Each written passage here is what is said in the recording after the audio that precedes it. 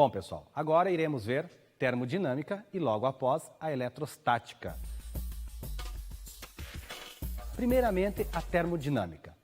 Pessoal, analisando aqui a termodinâmica, vamos entender o que é temperatura, o que é calor, as formas de dilatações, como que funciona a troca de calor, o processo de transmissão do calor e por aí vai. E também os processos dos motores, que entra a primeira lei da termodinâmica e da segunda dinâmica. Bom, pessoal, tenho aqui comigo 2 termômetros e 2 calorímetros. Qual a diferença entre este e este? Termômetros, este é o aparelho para medir temperatura.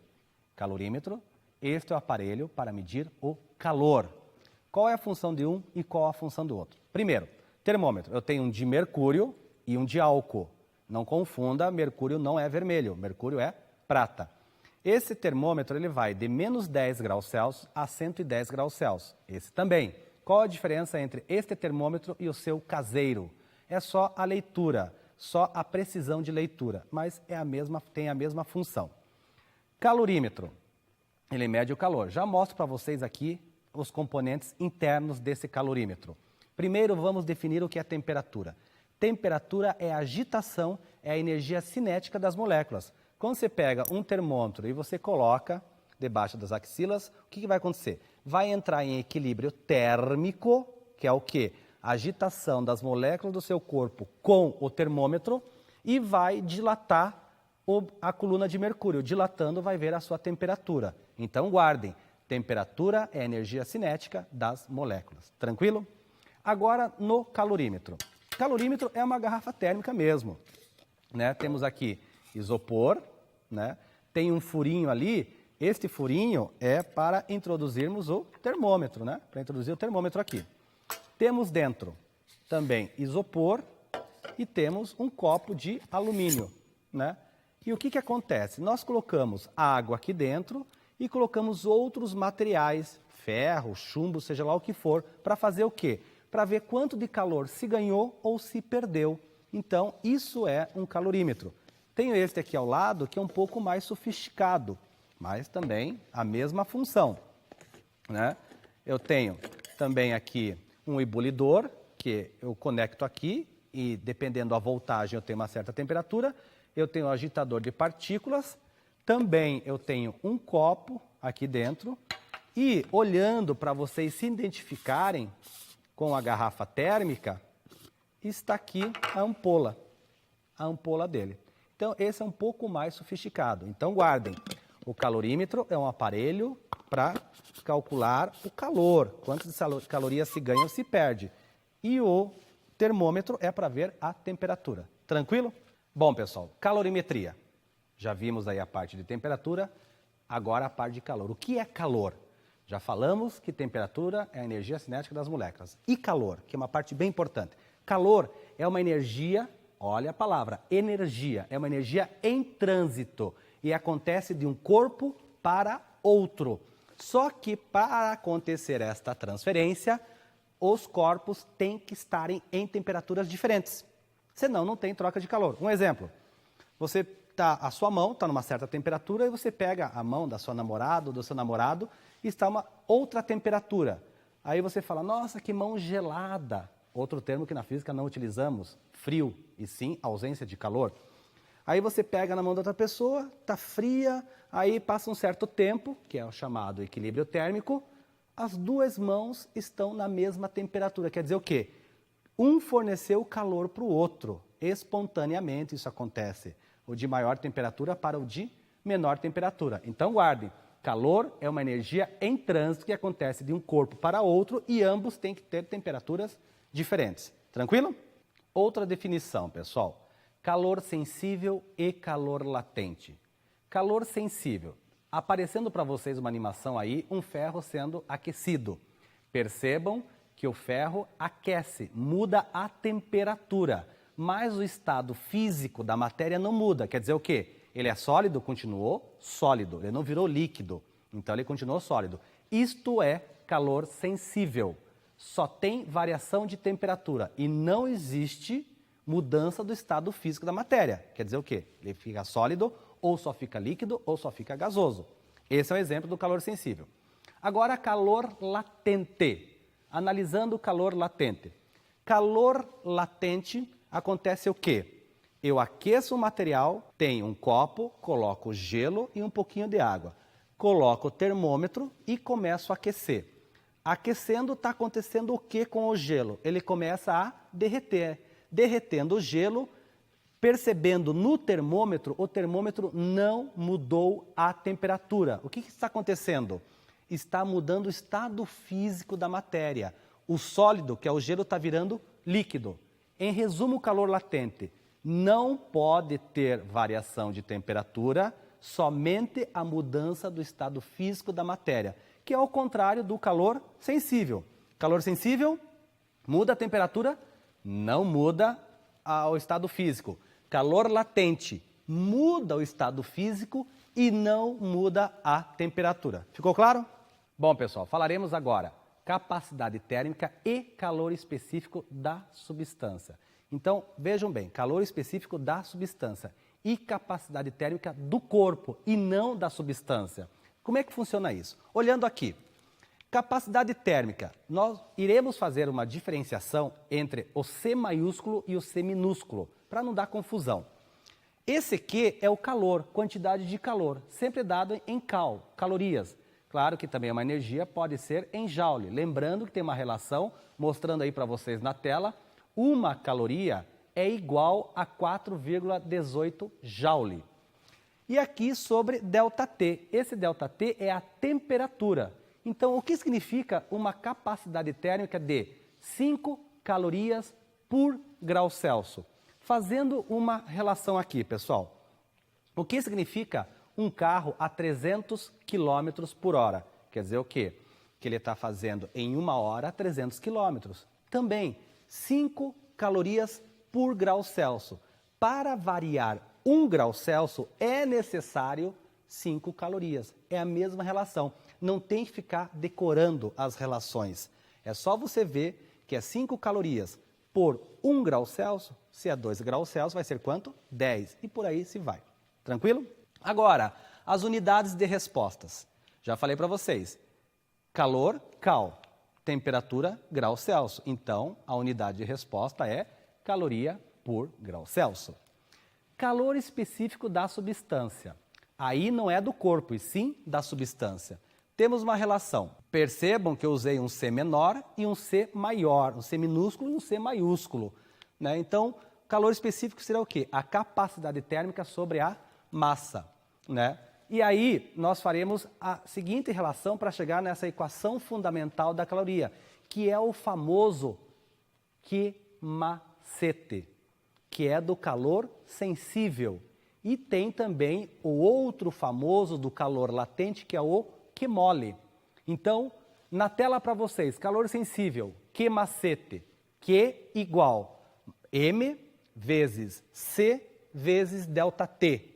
O que vem a ser o Q? Calor, dado em calorias. O que vem a ser o M? Massa. Geralmente, nos exercícios de vestibulares, a massa está em grama. O que vem a ser o Czinho? Calor específico da substância. E o que vem a ser o ΔT? A variação de temperatura. Então, apareceu para vocês o enunciado sobre variação de temperatura, quanto de calor se ganha ou se perde, e tem que usar a fórmula do Q-macete. Vamos supor que querem transformar gelo de menos 10 graus Celsius a 40 graus Celsius. O que você faz? Aí é mais um traço, de 0 a 40. Vai usar o Q-macete ou o Q-mole? Vai usar o Q-macete, porque variou a temperatura. Então percebam, de menos 10 a 0, Q-macete, deu tanto de calor. Aí, passagem do estado sólido para o líquido, Q-mole, deu tanto de calor, não sei quanto. Aí, de 0 a 40, Q-macete, deu também tanto Q. Soma os 3 Q, é a quantidade total de calor que foi fornecido para o gelo virar de menos 10 a 40 graus Celsius. Tranquilo, né? Um exemplo clássico de trocas de calor é o famoso pingadão. Não sei na sua região como é que chama, mas o que vem a ser o pingadão? Café, uma certa quantidade de café, misturado com leite. Tem o café a tantos graus, tem o leite a tantos graus, misturo ele, vai sair uma certa temperatura. Um detalhe bem importante.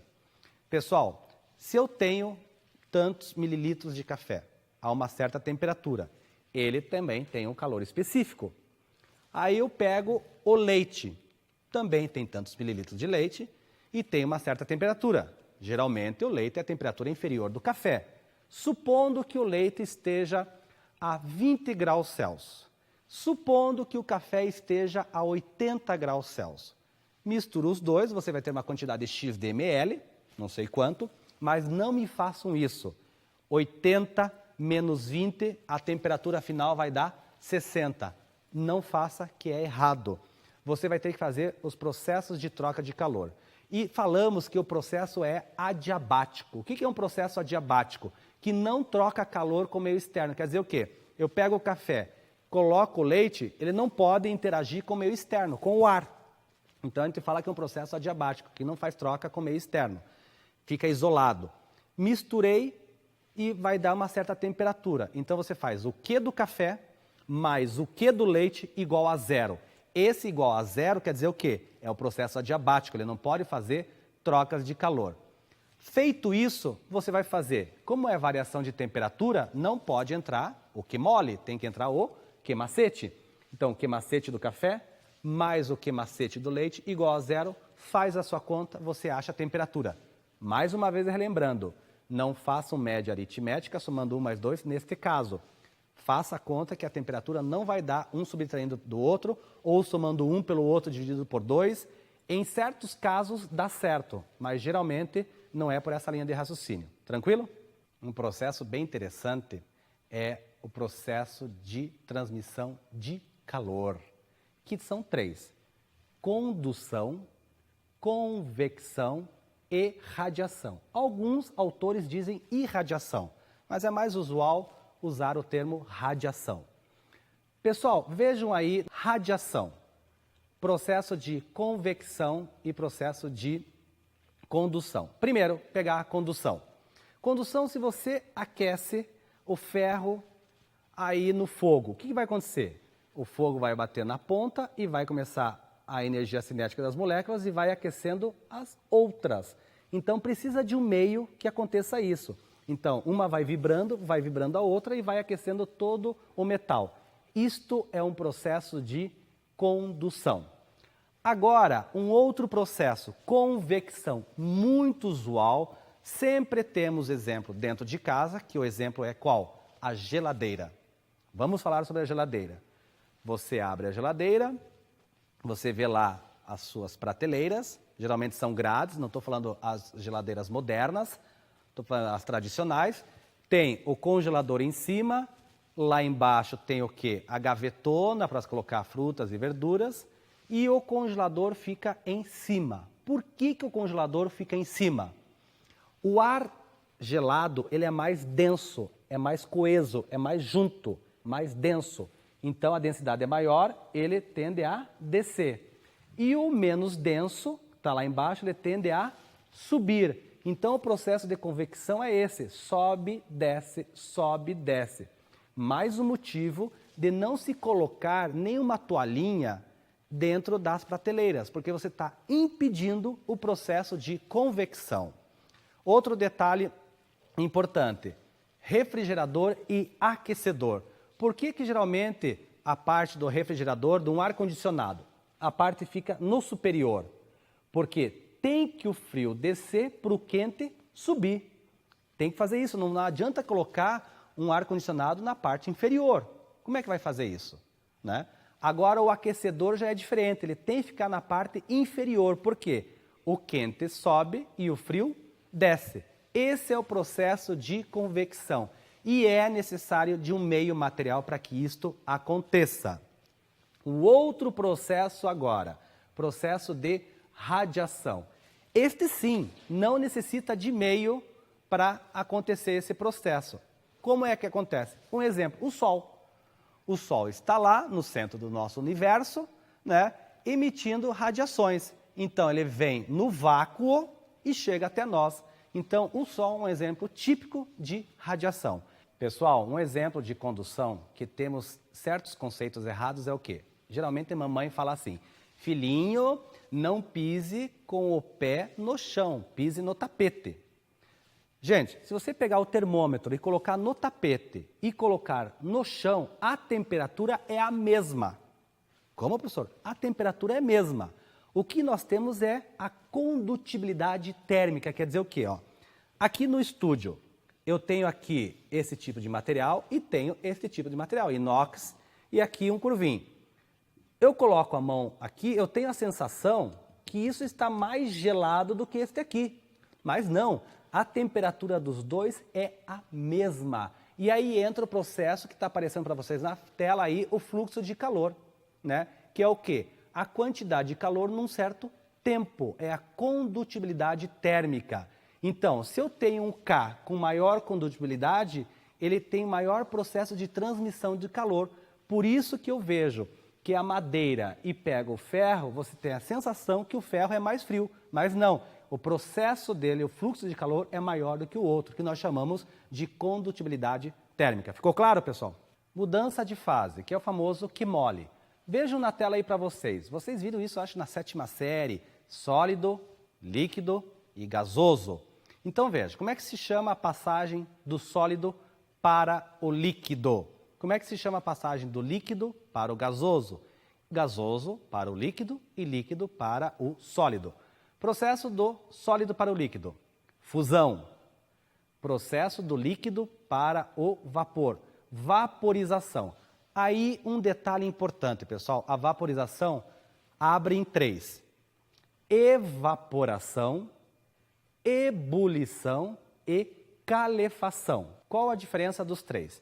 Evaporação se dá num processo lento.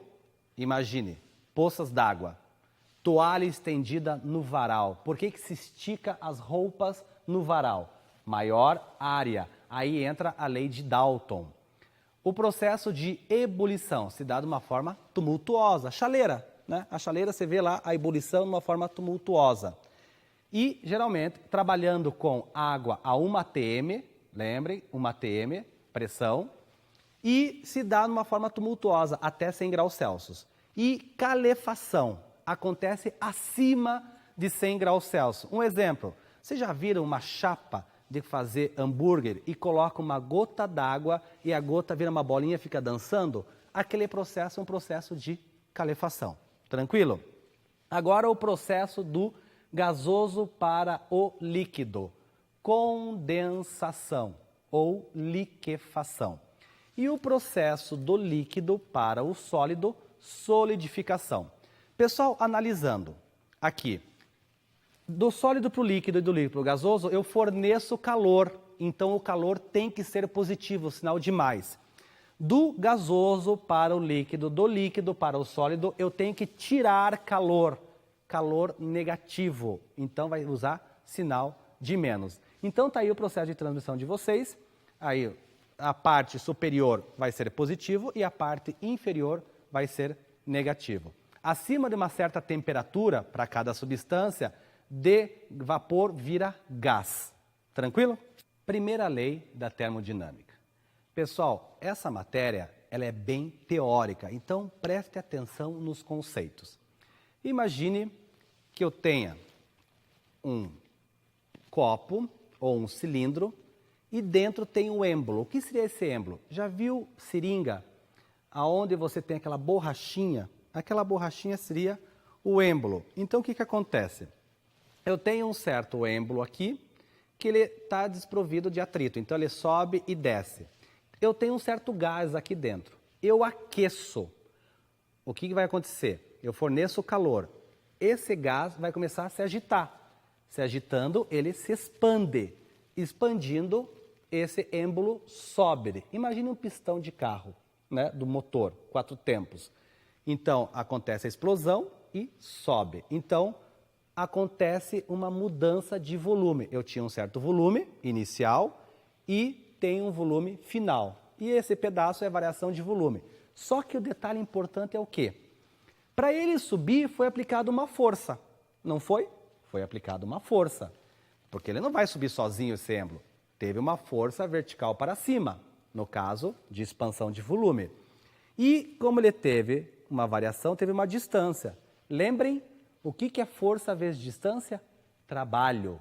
Então, a primeira lei da termodinâmica é o quê? Transformar calor em trabalho. Pessoal, na tela vocês estão vendo uma fórmula. Q é igual a trabalho, esse símbolo parece um T, um 6 cortado, né? É trabalho, mais ΔU. O que é cada letra dessa? Q é a quantidade de calor que eu forneço em calorias. Trabalho é a variação de volume. Guardem bem, trabalho é a variação de volume. ΔU, delta quer dizer variação. O U, energia interna, é aqui dentro, tem a ver com temperatura. Então, repetindo, quantidade de calor fornecido, subiu, desceu é trabalho, tem a ver com volume. ΔU, variação de energia interna, tem a ver com o quê? Com temperatura. Pessoal, o que é isotérmica? Para entendermos. Termotemperatura, iso igual. A temperatura não pode mudar. Isotérmica, a temperatura não pode mudar. Temperatura constante. Quem é a temperatura naquela fórmula da primeira lei da termodinâmica? Q, ΔU ou trabalho? É o ΔU. De tanto que eu coloquei ali, ó, ΔU igual a zero. Substituindo o zero na fórmula, sobra quem? Q é igual a trabalho. O que significa isto, pessoal? Quanto de calor você fornece, tudo isso é transformado em variação de volume. Então, se eu forneci 100 joule ou 100 calorias, né, dependendo da unidade que você for trabalhar, vai ser totalmente transformado em variação de volume. Forneci 100 calorias, vai ter um trabalho de 100 calorias. Então, não pode ter variação de energia interna, obviamente, isotérmica. No próximo, vocês estão vendo que é isométrica, métrica medida. Iso não pode mudar, é a famosa panela de pressão. Se vocês olharem com detalhe o desenho, percebam que o êmbolo está preso. Ele não sobe e não desce. Então, eu forneço calor e o êmbolo não pode subir nem descer, porque é isométrico. Então, não pode realizar trabalho. Não sobe, não desce. Trabalho é igual a zero. Colocando na fórmula, vai ser o quê? Trabalho zero. Q igual a ΔU. Em resumo, a quantidade de calor que eu forneço vai aumentar a temperatura, que é o ΔU. É a nossa famosa panela de pressão. Processo adiabático. Já comentamos que é adiabático. Não pode fornecer calor nem receber calor. Não tem trocas de calor com o meio externo. Então, quem é o calor? É o Q, gente. O Q é igual a zero. Substituindo na fórmula, zero é igual trabalho mais ΔU. Diz que passa para lá e passa para cá. Trabalho é igual a menos ΔU. Agora vamos entender o que é esse trabalho igual a menos ΔU. Trabalho positivo, aumentou de volume. Pessoal, se aumenta de volume, o que vai acontecer com a temperatura? Aumentou o volume, a temperatura diminui. Por isso que tem o sinal de menos. Agora, o que é um trabalho negativo? O trabalho negativo é eu comprimir o gás, é diminuir de volume. Se eu estou diminuindo o volume, o que vocês acham que vai acontecer com a temperatura? Vai aumentar. Então, por isso que tem o sinal de menos e o sinal de mais. Tem que tomar muito cuidado com a primeira lei da termodinâmica, com os sinais. Claro, nenhum vestibular vai dizer para vocês que coloque menos 100 joule ou mais 100 joule. Eles vão falar ganhou, perdeu, aumentou, diminuiu, e aí você vai usar os termos, fazendo a análise do texto, para colocar o sinal de mais ou de menos. Tranquilo, né, pessoal? Agora, processo isobárico, quer dizer o quê? Que a pressão é constante, a pressão não muda. Então, o trabalho vai ser o quê? Pressão vezes variação de volume. É o que vimos no início lá, quando eu falei do êmbolo subir, o êmbolo descer, que tinha uma variação de volume, que tinha uma certa área. Então, trabalho é pressão vezes variação de volume. Percebam na fórmula que eu só coloquei o delta no V, porque o delta quer dizer variação.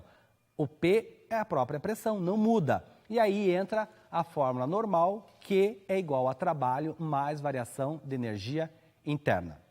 A segunda lei da termodinâmica é bem interessante, pessoal, que é impossível uma máquina térmica converter calor em trabalho. Quer dizer o que é isso? Imagine uma máquina térmica, se eu forneço 100 calorias para ela, ela vai me devolver 100? Não. Por quê? Eu preciso da fonte quente, eu preciso da fonte fria, também tem a temperatura quente, temperatura fria, lembrando o frio entre aspas, né? Um tem que ser maior que o outro, e não acontece, algo se dissipa. Então, o que acontece no trabalho? Eu forneço, imaginem a Maria Fumaça. A Maria Fumaça, pegando ela. Eu tenho ela, forneço carvão, lenha, ela começa a se movimentar e sai a fumaça. Então, eu forneço calor, vamos chamar de quente, isso. Aí ela realiza um trabalho, ela vai se locomover. Nisso sai a parte fria, que seria a fumaça. Então, analisando, o trabalho seria quem? O quente menos o frio. Por isso que é impossível ter uma máquina térmica um rendimento de 100%. Vai ter menos, mas a melhor eficiência são as máquinas térmicas. Mas guardem, impossível transformar totalmente calor em trabalho. Agora, olhem na tela o ciclo de Carnot. É um gráfico, pressão versus volume. Eu preciso do quê? De duas isotermas e de duas adiabáticas. Analisando o gráfico, vamos primeiro analisar de A para B. Galera, percebam, o volume aumentou ou o volume diminuiu? O volume diminuiu de A para B.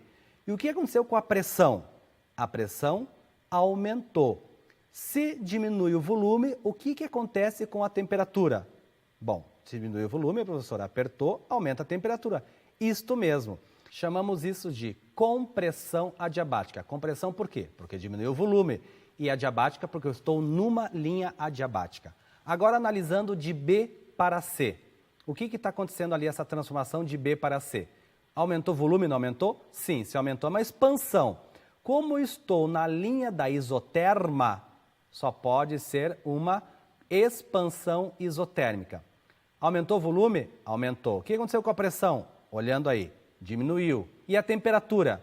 Ah, professor, se o volume aumentou, a temperatura diminuiu. Não. Se é uma isoterma, a temperatura não pode mudar. Então, a pressão diminui, o volume aumenta, mas a temperatura fica a mesma, é constante, porque é uma isoterma. Agora, olhando o gráfico, gente, de C a D. De C a D, essa transformação de C a D, é uma expansão. Por que expansão? Porque aumentou o volume. Tinha um certo volume e passou para outro. E estou na linha da adiabática. Então, analisem, é uma expansão adiabática. O que aconteceu com o volume? Aumentou. E a pressão? Diminuiu. E a temperatura, o que aconteceu com a temperatura? Também diminuiu. Claro, aumenta o volume, diminui a temperatura. E finalizando, de D para A. Né? De D para A, vocês estão analisando no gráfico que o volume diminuiu, a pressão aumentou e a temperatura? Ah, professor, agora você não me pega. A temperatura é constante. Claro, eu estou numa isoterma, a temperatura é constante. Então, está aí o processo. Lembrando, os processos adiabáticos são os processos muito rápidos. Porque o que é adiabático? Não pode fazer troca de calor. Então é um processo muito rápido, enquanto que as isotermas é um processo lento. Então está aí o ciclo de Carnot, que é muito bem utilizado aí nos motores. Aprendemos o que nessa aula, pessoal? A parte da termodinâmica, calorias, a parte de trocas de calor, que macete, que mole, né? A parte da termodinâmica que é bem interessante. Então guardem, pessoal, esses processos adiabáticos, isotérmico, isométrico. A primeira lei da termodinâmica é fundamental vocês entenderem, que geralmente nos vestibulares é teoria. A parte de calor, lembrem lá do pingadão, café com leite. Não vamos somar as temperaturas e dividir por 2. Em certos casos dá, mas geralmente não é assim que os vestibulares cobram, né? E puxem bastante a teoria. Dominando a teoria, você faz uma boa prova, certo? Um grande abraço.